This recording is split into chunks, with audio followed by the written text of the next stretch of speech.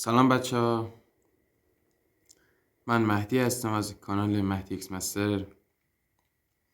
خوش اومدین به یه ویدیو خیلی نه مدتش زیاده نه خیلی که میخواستم علت این چند مدتی که نبودم و بگم. والا راستیتش بچه ها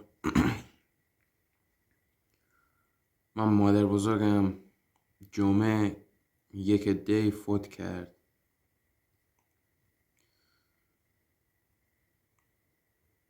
ساعت 5 صبح خبرش از بیمارستان دستمون رسید و من یه خورده میزون نبودم که بخوام ویدیو بگیرم بذارم، چون بعضی داخل اینستا بهم گفته بودن علت نبودنم چرا کمتر شده.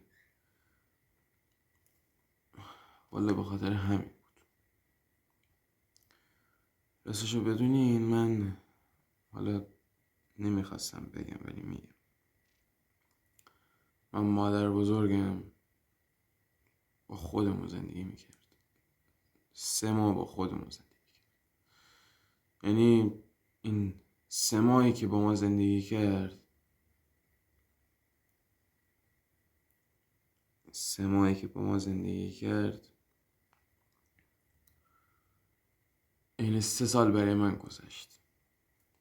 و خب من مادر بزرگم واقعا خیلی دوست داشتم. نمیتونم اصلا باور کنم.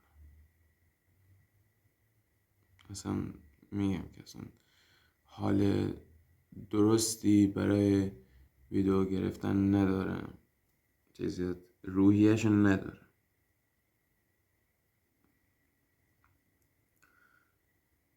وقتی که جنازه‌شو رفتیم تحویل بگیریم، صورتشو دیدم هنوز از اون روز جلوی چشم، از اون روز تا به الان جلوی چشمه.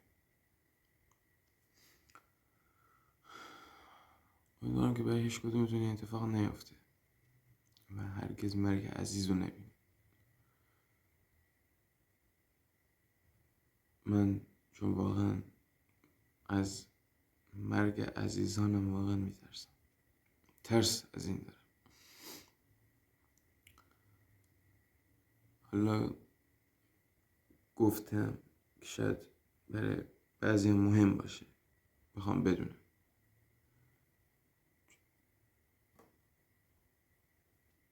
نمیتونم اصلا درک کنم که از بین ما رفته. پدر بزرگم اول مرد، بعدم مادر بزرگم. دقیقا هر دوتاشون داخل یه روز مردن. 30م دقیقا هر دوتا فوت کرد.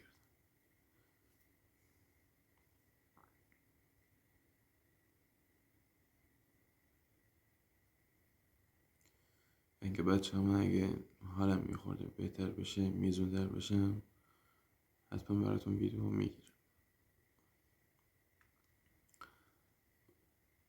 خیلی ممنون میشم که این ویدیو رو لایک کنید. حالا نکردینم مهم نیست.